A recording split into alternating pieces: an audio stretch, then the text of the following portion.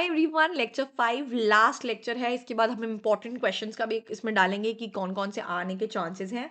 But पहले हम इस पूरे कंपनीज लॉ को, कॉर्पोरेट लॉ को ख़त्म करते हैं। यूनिट 5 में हम पढ़ने वाले हैं वाइंडिंग अप, डायरेक्टर्स, डिंसन, CSR। मैं तुम लोगों को लिख के दे रही हूँ, ये सारे क्वेश्चंस आने वाले हैं 5-5, 10-10 नंबर के अंदर। अच्छे से पढ़ लो, कोई और वीडियो देखो मत, देखो ढंग से, बट इस वीडियो को अच्छे से देखना, अच्छे से समझना, क्योंकि ये आने वाला है गाइस। और तुम लोग मुझे याद करोगे एग्जाम के समय में जब पेपर लिख रहे होगे कि बोला था मैंने। पार्ट ए में हम पढ़ने वाले हैं winding up of a company, kind of wind up. अब देखो, एक होता है कंपल्सरी वाइंडिंग अप। इसके अंदर क्या है, ये सेक्शन 271 के अंदर है लिखा हुआ। इसमें क्या होता है कि भाई वो ढंग से अपने पैसा नहीं दे पाया, ठीक, जस्ट और इक्विटेबल ग्राउंड्स होते हैं, क्लियर कि हाँ भाई ये वजह रही होगी, इस वजह से नहीं हुआ, इन लोगों से अच्छी कंपनी नहीं चलाई गई, चलो बंद कर दो। उन्होंने कुछ फ्रॉड कर दिया, ठीक, कुछ डिफॉल्ट्स कर दिए, सही से चीज़ें नहीं भरी, तब इसे बोलते हैं कंपल्सरी वाइंडिंग अप। अब देखो, इसमें ना कॉमन सेंस लगाना कि भाई ऑब्वियस सी बात है, पैसे नहीं भरे गए, अच्छे से कमाया नहीं गया, अच्छे से फायदे नहीं हो रहे थे, फ्रॉड कर रहे थे, ये सब कर रहे थे, इसलिए उनको कहा गया कि चलो चलो फटफट बंद कर दो, तो वाइंड अप कर दी। अब एक होता है वॉलंटरी वाइंडिंग अप। इसमें क्या होता है, नाउ उन्हें रिप्लेस कर दिया गया, ठीक, अंडर IBC। उन्हें कहा गया कि भाई आपसे ना हो पाएगा, चलो बाय बाय, ऐसे कहा। वाइंडिंग अप अंडर BIC में क्या है कि भाई, अच्छा, कहीं लोग कंफ्यूज जाते हैं कि IBC क्या है। It is insolvency and bankruptcy code, ठीक। अब देखो, अब इसमें क्या होता है, वाइंडिंग अप अंडर इसी के अंदर मेनली किया गया कि हाँ, वो सही से प्रैक्टिस नहीं कर पा रहे थे, चीज़ें बहुत ज़्यादा गड़बड़ हो रही थी, लोगों का पैसा डुबा रहे थे, खुद का भी डुबा रहे थे, खुद का भी अपना भी डुबा रहे थे, लोगों का भी डुबा रहे थे, ये सीन था, इसलिए उसे वाइंड अप कर दिया गया।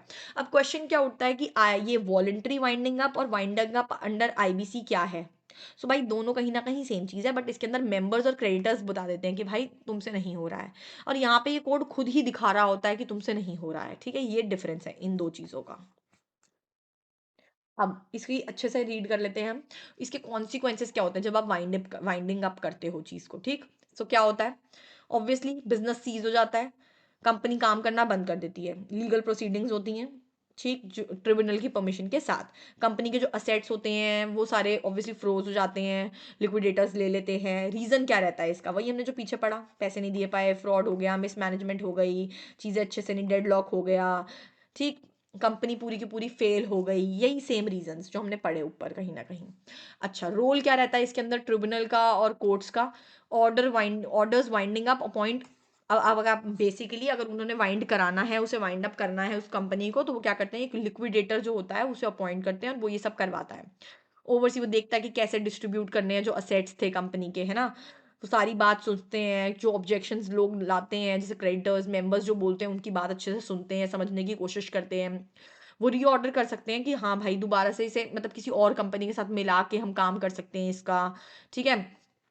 एलिगेशन कर सकते हैं कि एक कंपनी दूसरे के साथ मिल के एक साथ काम कर लें, क्या पता ये चल जाए, है ना, लोगों का नुकसान ना हो, ऐसे भी वो बोल सकते हैं एज अ अल्टरनेटिव।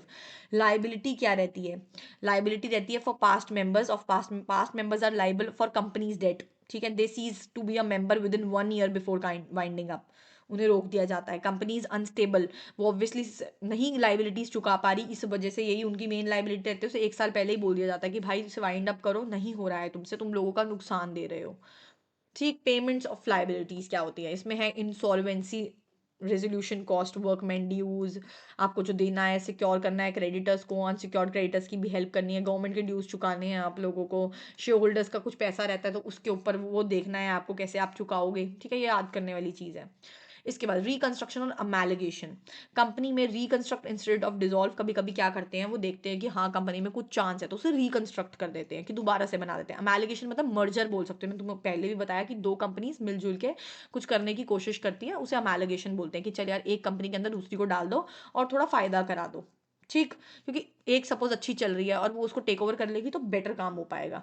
यही आपने इसके अंदर पढ़ा होगा, ठीक, कि मर्जर कर लेते हैं, ये इन सेक्शंस के अंदर लिखा गया है, ये अप्रूव करते हैं ट्रिब्यूनल, शेयर होल्डर, क्रेडिटर, तभी हो पाता है, ठीक। असेट्स और लाइबिलिटीज जो है वो ऑब्वियसली न्यू एंटिटी में ट्रांसफर हो जाती है, बहुत इंपॉर्टेंट है ये।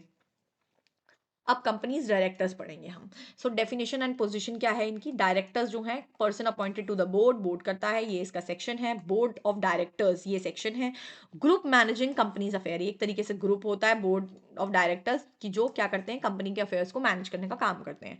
डायरेक्टर्स जो हैं एज अ एजेंट, ट्रस्टी और ऑफिसर्स की तरह काम करने की कोशिश करते हैं। अपॉइंटमेंट का क्या प्रोसीजर रहता है कि फर्स्ट डायरेक्टर मेंशन होता है इन एओए आर्टिकल ऑफ एसोसिएशन के अंदर, और अदर फिर अपॉइंट किए जाते हैं, शेयर होल्डर्स, बोर्ड, ट्रिब्यूनल्स, ठीक, इनके द्वारा किया जाता है। इसके बाद आगे है रिमूव, अगर उसको डायरेक्टर को हटाना है तो क्या करना है? कैन बी रिमूव्ड बाय एक सिंपल सा ऑर्डिनरी रेजोल्यूशन लेके उसको हटा सकते हो आप। Director must be given a reasonable opportunity to be heard, अगर आप उसको हटा रहे हो तो उसको मौका दो कि भाई वो बताएं कि क्या हो गया, क्यों हटा रहे हो। वो आप उसे वो अपनी एक्सप्लेनेशन दे पाए कि ये आपका अच्छा है, आप ये रीजन दे रहे हो बट मैंने ये तो हरकत इस वजह से की थी, सो आप मुझे क्यों हटा रहे हो। तो एक अच्छा रीजन देना होगा, उनको अच्छे से सुनना होगा, तभी आप उसे हटा सकते हो। डायरेक्टर की ड्यूटी क्या होती है इस सेक्शन में मेंशन है। देखो यार, याद सेक्शंस करने ही पड़ेंगे, कोई ऑप्शन नहीं है।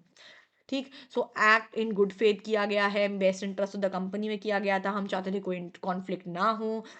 ठीक, कोई मैं एडवांटेज उठाने की कोशिश नहीं कर रहा था, मैं तो अपनी तरीके से ट्राई कर रहा था कि सब कुछ बेस्ट कर सकूं अपनी बेस्ट जजमेंट में।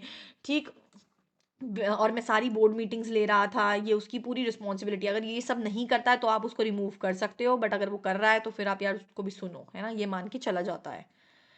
इसके बाद आता है कंपनीज डायरेक्टर के बारे में कि लाइबिलिटी क्या क्या है। लाइबिलिटी है इसकी civil, criminal, statutory. Misuse of power, negligence करेगा तो सिविल, क्रिमिनल फ्रॉड, मिसस्टेटमेंट करेगा, इनसाइडर ट्रेडिंग करेगा, चुप चुप के काम करने की कोशिश करेगा तो फिर भाई क्रिमिनल। स्टैट्यूटरी क्या होता है कि भाई लिखा हुआ है किताबों में कि टैक्स भरना है, नहीं भर रहा, लिखा है रिटर्न्स भरने हैं, नहीं भर रहा। ओके, इसके बाद हम पढ़ने वाले हैं की corporate identifiers, very very important. ये सारा ही पूरा इंपॉर्टेंट और सारा याद करने वाला है, बट इसको मैंने बहुत छोटे में लिख दिया है तो जल्दी याद हो जाएगा। डिन सिन बहुत इंपॉर्टेंट है। डिन क्या होता है? Director identification number. सिन क्या होता है? Corporate identification number. ये एक यूनिक नंबर होता है जो एमसीए देता है आपको।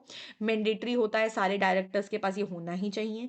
Needed before appointment to the board, बहुत जरूरी होता है। ये 21 डिजिट का एक नंबर होता है। ठीक, for companies registered under this company act के लिए। Use to for ROC filing, compliance, identification सबके लिए चाहिए होता है। ये आप एमसीए के पोर्टल पे जाके ये सब कर सकते हो रजिस्टर। ये फॉर्म्स होते हैं जो आपको भरने होते हैं, याद कर लेना यार, इन्हें बिल्कुल इनमें कंजूसी मत करना। ई सिग्नेचर्स, डिजिटल पेमेंट, ये सब इसी के थ्रू होगा। अब कॉर्पोरेट सोशल रिस्पॉन्सिबिलिटी, इससे ज़्यादा तो कुछ इंपॉर्टेंट हो ही नहीं सकता। इसका मेन कॉन्सेप्ट क्या होता है कि CSR is a companies ethical responsibility, कि भाई आप एक कंपनी चला रहे हो, अब आपकी रिस्पॉन्सिबिलिटी है कि जनता के लिए भी आप कुछ काम करो, कुछ सोशल काम करो, कुछ इन्वायरमेंटल काम करो। अब सोशल काम में आप क्या कर सकते हो कि भाई स्कूल खोल दिया, जो भी बच्चे आपके लिए पढ़ रहे हैं, जो भी कंपनी में आपके बंदे एम्प्लॉयज़ काम कर रहे हैं उनके बच्चों के लिए आपने छोटा मोटा स्कूल खोल दिया, ये एक आप सोशल काम कर रहे हो। ठीक, सड़क बनवा दी क्योंकि भाई गाँव की तरफ से एम्प्लॉय आते हैं, उन्हें बड़ी दिक्कत होती है बेचारों को आने में, तो आपने सोशल काम किया। इन्वायरमेंट, पेड़ लगा रहे हो आप, ये इन्वायरमेंट, ये एग्जाम्पल लिख देना पेज भरने के लिए। ठीक, इन्वायरमेंटल बेनिफिट्स के लिए आप ये सब काम कर रहे हो। अब लीगल प्रोविजन ये बोलता है कि ये इस सेक्शन के अंदर डिफाइन है और अप्लाई किन किन पे होता है, जिनकी नेटवर्थ ये है, टर्नओवर ये है और नेट प्रॉफिट ये है। पूरा पूरा रट्टा मार के याद कर लेना, ये क्वेश्चन लिख के ले लो आने वाला एग्जाम के अंदर, कोई नहीं रोक सकता इसे। Must spend 2% of average net profit, ठीक है, इतना तो करना है लास्ट 3 सालों का उन्हें। 2% उन्हें अपना पैसा लगाना होगा सीएसआर एक्टिविटी के अंदर, अगर वो कंपनीज इनके अंडर आ रही हैं तो। बहुत ईजी है। नेटवर्थ 500, टर्नओवर 1000, डबल कर दिया, और नेट प्रॉफिट 5 करोड़ तक का। ठीक है, 5 5 रट्टा मार लेना। अच्छा, अब सीएसआर एक्टिविटीज जो है शेड्यूल 7 के अंदर है, इंडिकेटिंग कि भाई हंगर ना हो, एजुकेशन मिले, जेंडर इक्वालिटी रहे, इन्वायरमेंट में सस्टेनेबिलिटी बनी रहे, इसमें भी एग्जांपल्स दे देना। रूरल डेवलपमेंट, वो रोड वाला एग्जांपल दे सकते हो। कोविड-19 में रिलीफ, जब हाँ कि लोगों के लिए आपने उस समय क्या क्या किया जब कोविड-19 आया, वो सारी बातें आप बता सकते हो। ठीक, आराम से बहुत अच्छा इसको एक्सप्लेन करके लिखा जा सकता है एग्जाम्पल दे दे के। ठीक, मेन कॉन्सेप्ट यही है। Thank you so much, I hope आपको ये वीडियो समझ में आया होगा। ये बहुत इंपॉर्टेंट वीडियो था और ये पेपर में आने वाला है, इसे अच्छे से दोबारा देख लेना अगर नहीं समझ में आया, क्योंकि बहुत इंपॉर्टेंट है। और जो भी फीडबैक है प्लीज़ कमेंट बॉक्स में देना, हमें बहुत अच्छा लगेगा अगर आप हमें बताओगे कि आपको समझ में आया या नहीं आया। All the very very best for your exam, I hope आपके एग्जाम्स बहुत अच्छे जाएँ, और यहीं हमारी ये सीरीज़ खत्म होती है। और इंपॉर्टेंट क्वेश्चंस मैं आपको फिर दोबारा बता दूंगी एक अलग से वीडियो बना के कि क्या क्या आने के चांसेस हैं। Thank you, bye bye.